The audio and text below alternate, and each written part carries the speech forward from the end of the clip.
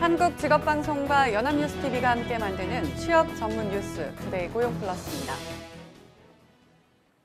경제사회노동위원회의 첫 결실이었던 탄력근로제 확대 합의안이 결국 의결되지 못한 상태로 국회에 넘겨집니다. 향후 의결을 노리겠다고 경사노위는 설명했지만 내부 갈등 봉합이 선결 조건으로 떠올랐습니다. 백기령 기자가 보도합니다. 탄력근로제 확대 합의안이 의결되지 못한 상태로 국회로 건너갑니다. 경제사회노동위원회가 3차 본위원회를 열었지만 다시 한번 노동자 측 청년, 여성, 비정규직 대표의 불참으로 합의안 의결은 무산됐습니다. 경사노위는 탄력근로제 확대 합의안 논의 경과를 국회로 보내 그동안 합의 결과를 존중해 입법해달라고 요청하기로 했습니다. 국회에서 그동안 경과를 전해드리는 것으로 하고 계속 의결 절차를 밟기로 한 것입니다. 대통령 보고회가 예정되어 있던 2차 본회의에 이어 3차 본회의 의결도 무산된 것은 노동자 측 대표 3인의 불참 때문입니다. 본위원회는 노사정위원 18명으로 구성되는데 제적위원회 과반수가 출석하고 이 중 노사정 한쪽 위원 절반 이상이 출석해야 의결 정족수가 충족됩니다. 경사노위 측은 이들 위원이 약속을 어겼다며 향후 의사결정 구조와 운영 방안에 대한 대안을 마련하겠다고 밝혔습니다. 개최 시간인 7시 6분 전인 6시 54분에 문자로 통보받았습니다. 최소한 경사노위 대통령 자문기구위원회 위원으로서 적절한 행동이었던가에 대해서도 저희들은 의문을 가지고 있습니다. 한편 3인의 노동자 계층 위원들은 2차 본회의 결렬 후 문성현 위원장이 언급한 계층별 대표의 보조축 역할 발언에 사과를 요구했습니다. 그러면서 운영 방식 개선 방안을 제시하고 탄력근로제 합의에 관한 보완책을 마련하면 경사노위에 복귀하겠다고 입장을 밝혔습니다. 연합뉴스TV 백기련입니다. 더불어민주당 홍영표 원내대표는 국회 교섭단체 대표 연설에서 사회적 대타 여부로 노동시장 구조개혁을 실현하겠다고 밝혔습니다.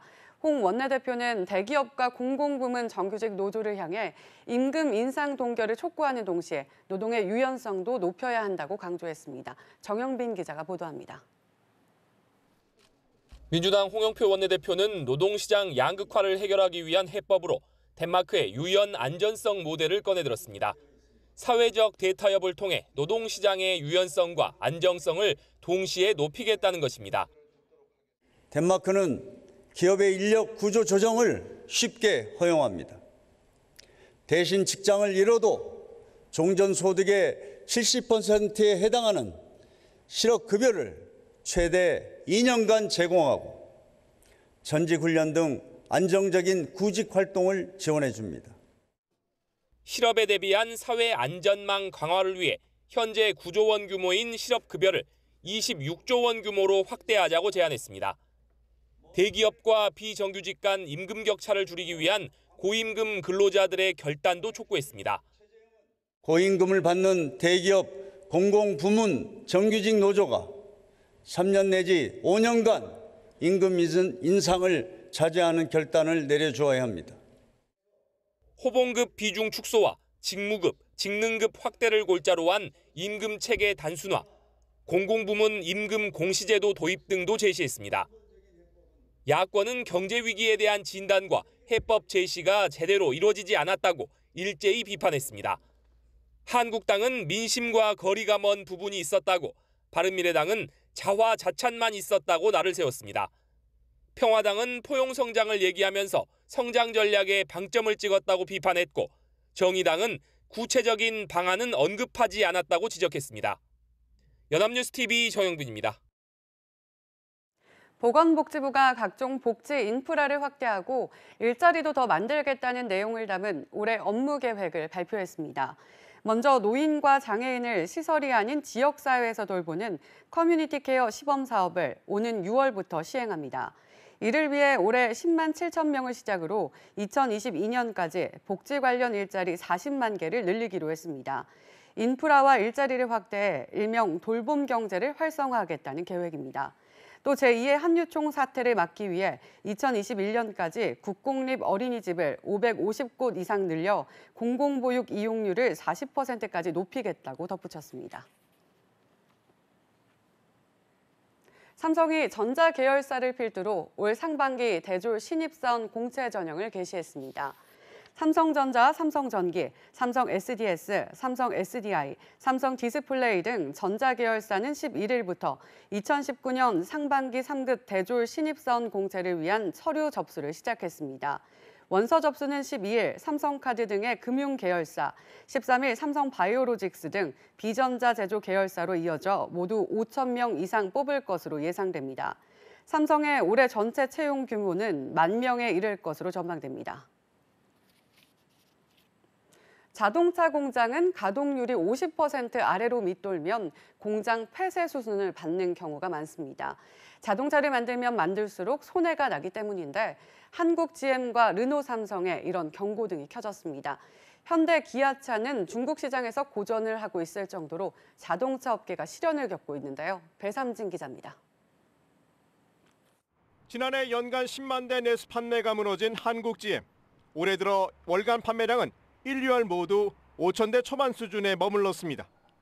그런데 미국 GM 본사가 한국에서 하기로 당초 약속한 준준형 SUV 개발을 중국에 넘길 것으로 알려지면서 논란이 일고 있습니다. 법인 분리에 이어 개발권마저 넘어가면 군산 공장처럼 생산시설이 철수할 수도 있는 겁니다. 실제 이런 철수설이 불거질수록 실적 회복이 절실한 한국 GM에는 타격이 불가피합니다. 르노 삼성차 역시 빨간불이긴 마찬가지입니다.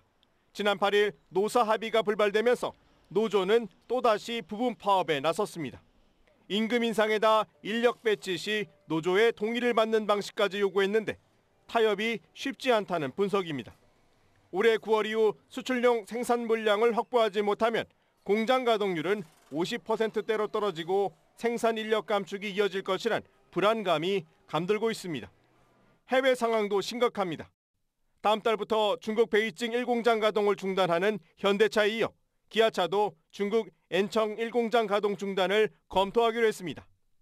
2017년 이후 중국의 사드 보복 여파로 판매량을 회복하지 못한 것이 악재로 작용한 겁니다.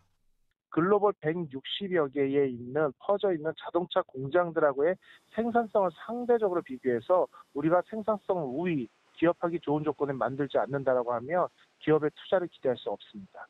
결국 노사 간 손발을 맞추는 노력이 없다면 올해 국내 자동차 생산 목표인 400만 대도 결국 물거품이 되고 구조조정 바람이 불어닥칠 수 있습니다. 연합뉴스TV 배삼진입니다. 최근 몇 년 새 국내 주유소들이 경영 악화로 매해 평균 150곳 넘게 문을 닫고 있다고 합니다. 결국 주유소들이 과열 경쟁으로 비슷한 어려움에 처한 편의점과 협업을 통해 주유소 편의점까지 탄생시켰다고 하는데요. 이진우 기자가 현장에 직접 가봤습니다. 서울 강서구의 한 주유소. 주유소 바로 옆에는 100제곱미터 규모의 편의점이 있습니다. 손바닥을 기계 위에 올리자 열리고 그 편의점 앞에 점원은 보이지 않습니다. 주유를 하러 온 손님을 겨냥해 단장한 스마트 무인 편의점입니다. 사고 싶은 물건은 계산대에 바코드 인식으로 결제할 수 있습니다. 주유업계와 편의점업계가 손을 잡고 이른바 하이브리드 주유소를 선보인 겁니다. 무인 편의점이니까 고객이 좀 도움을 요청할 때 필요한 서비스를 제공해주고 그 외에는 자체적으로 효율적으로 돌아갈 수 있게 하니까. 이러한 변화 시도는 고질적인 수익성 악화가 좀처럼 개선되기 어렵기 때문입니다. 국내 주유소는 2010년 13,000여 개에 달했는데 8년 사이에 1,500여 개가 사라졌습니다. 수치상 한 해 평균 180곳 넘게 주유소가 문을 닫은 겁니다. 편의점 업계의 사정도 별반 차이가 없습니다. 지난 10년간 31,600여 곳의 편의점이 문을 닫았습니다. 같은 기간 개업한 점포 대비 절반 이상이 폐업한 겁니다. 치열한 경쟁 속에 수익성은 갈수록 나빠지는 동병상련처지의 주유소와 편의점이 함께 살 길을 찾고 있는 겁니다. 인력을 줄여서 효율을 발생하는 게 아니라 인력은 유지하되 그 업무의 질을 높여서 점포의 매출을 끌어올리는데. 지금은 시범 단계로 업체별로 파악된 주유소 편의점은 모두 3곳. 양쪽 업계가 서로의 장점을 활용해 경영난을 돌파하고 한층 진화한 서비스를 제공할 수 있을지 주목됩니다. 연합뉴스TV 이진우입니다. 부동산 시장이 하향 안정세를 보이면서 한때 과열 양상을 보였던 수도권 청약 시장도 다소 가라앉은 듯한 모양새입니다. 아파트 분양에 관심 있는 실수요자들은 열기가 한풀 꺾인 청약 시장에서 어떻게 대비해야 좋을까요? 이재욱 기자입니다. 지난주 청약 당첨자를 발표한 서울 홍제동의 한 아파트 단지. 이 아파트 전용 면적 84제곱미터 당첨자 가운데 최저 청약 가점은 36점. 36점은 부양가족이 2명 있을 경우 무주택 기간 4년 이상에 청약 통장 9년 이상 가입 시 충족할 수 있어 그리 까다롭지 않은 조건입니다. 작년 말 청약 분위기와 비교하면 확연히 가라앉은 모습. 당시엔 서울 수색동의 한 아파트 청약 당첨자 중에 84점 만점자가 등장했고 일부 평수는 평균 당첨 가점이 70점을 넘겼기 때문입니다. 올해 1, 2월 서울의 1순위 평균 청약 경쟁률은 6.6대 1로 지난해 평균 27.9대 1과 비교해 4분의 1 수준으로 쪼그라들었고 경기도 역시 마찬가지입니다. 주택시장이 무주택자 위주로 재편되면서 청약 가수요가 시장에서 이탈한 것으로 분석이 됩니다. 거기에 9억 원 이상은 중도금 집단대출 규제라든지 또는 청약에 대한 분양가 민감도가 과거보다 높아졌기 때문에 결국 실수요자 입장에선 부동산 가격이 조정 단계에 있는 만큼 분양가와 시세 간 꼼꼼한 비교가 중요해졌습니다. 집값이 조정기에 들어선 데다 대출 규제 등 하방 요인이 적지 않은 만큼 시세 차익을 기대하기 어려워진 상황입니다. 따라서 주변 시세와 비교해서 분양가 적정성을 따질 때 보다 보수적으로 접근할 필요가 있습니다. 분양가가 주변 시세와 비슷하거나 높은 아파트는 피하고 중도금 대출이 가능한 소형 주택을 눈여겨볼 필요가 있다는 설명입니다. 연합뉴스TV 이재욱입니다. 택시업계와 카카오가 카풀 서비스에 대해 타협하며 상생 방안으로 내놓은 우버형 택시에 관심이 쏠리고 있습니다. 택시에 정보통신 기술을 더해 새 시장을 만들어보자는 건데요. 관련 업계 입장은 엇갈립니다. 서영석 기자입니다. 상반기에 나올 한국형 우버 택시는 단순히 이동수단과 승객을 연결해주는 데 그치지 않습니다. 택시가 오토바이나 택배 트럭으로 나르기 애매한 물건을 운반할 수 있고 음식을 배달할 수도 있습니다. 여성, 장애인 또는 애완동물 전용 택시도 등장해 미터기 요금 외에 서비스 요금을 추가로 받을 수도 있게 됩니다. 이 모든 서비스의 중심에는 미국의 우버처럼 스마트폰 앱이라는 플랫폼과 IT 기술이 자리하고 있지만 적용 대상이 택시라는 데 차이가 있습니다. 전국 법인 택시 중 놀고 있는 4만여 대, 여기에 65세 이상의 개인 택시 고령 운전자가 갖고 있는 4만여 대를 합해 모두 8만여 대가 우선 적용 대상으로 거론되고 있습니다. 카카오 같은 플랫폼 사업자가 이윤을 나누는 방법으로는 서비스 중개 수수료를 받거나 아예 택시 면허를 빌려 쓰는 대가를 지불하는 방법이 논의 중입니다. 하지만 이미 여성 전용 택시 사업이나 애완동물 전용 운송 사업을 하고 있는 스타트업들은 위기감을 나타냅니다. 하나의 컨텐츠를 가지고 그 사업에 뛰어들었는데 그걸 카카오가 다 가져가서 하겠다고 하면 그러면 아마 도태되고 문을 닫게 되는 현실이 벌어지지 않을까. 한국형 우버 택시의 등장이 우리나라 이동수단 시장의 규모를 키울 수 있지만 카카오의 독주를 우려하는 목소리 또한 커지고 있습니다. 연합뉴스TV 서영석입니다.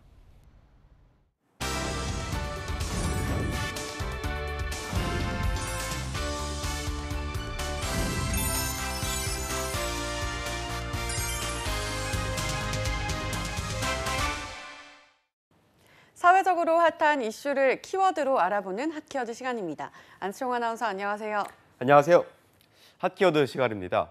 첨예한 갈등을 빚었던 카풀업계와 택시업계가 드디어 극적인 합의를 했습니다. 하지만 갈등의 불씨는 여전히 남아있다고 하는데요. 핫키워드에서 살펴봅니다. 네, 지난주에 이뤄진 일이었습니다. 해를 넘기며까지 첨예한 대립이 이어졌지만 택시와 카풀 간의 사회적 대타협 기구가 출범하면서 꼬인 실타래가 조금씩 풀리기 시작했습니다. 네, 그렇죠. 이 갈등이 심화된 건 지난해 12월이었습니다. 이미 10월에 저희 핫키워드에서도 카풀 논란에 대해 다뤘는데요. 카카오 모빌리티가 카카오티 카풀 기사용앱을 출시하며 택시업계가 반발하고 있다는 내용이었습니다. 그런데 이 핫키워드에서 방송이 나간 뒤 갈등이 점차 고조되기 시작했는데요. 당초 카카오 모빌리티 측은 택시업계 반대에도 카풀 서비스를 감행하려 했지만 택시기사의 분신 사망이 2건이나 잇따르자 결국 카풀 시범 서비스도 무기한 중단하기에 이르렀습니다. 이처럼 극단적인 결과로까지 이른 갈등에서 타협안을 도출하기 위해 택시 4개 단체와 카카오 모빌리티, 국토부, 여당 등이 모여 택시 카풀 사회적 대타협 기구를 출범한 거죠. 첫 공식 일정은 파행으로 끝났지만 이후 150여 차례 걸친 회의를 통해 지난 7일 합의를 이룬 겁니다. 네, 과정은 참 지난했지만 끝내 타협안을 도출한 것은 정말 다행이라는 생각이 듭니다. 전혀 합의점이 보이지 않았는데 어떻게 타협이 이루어졌던 건가요? 네, 말씀하신 것처럼 대타협 기구가 출범한 뒤에도 한동안 합의점이 보이지 않았는데요.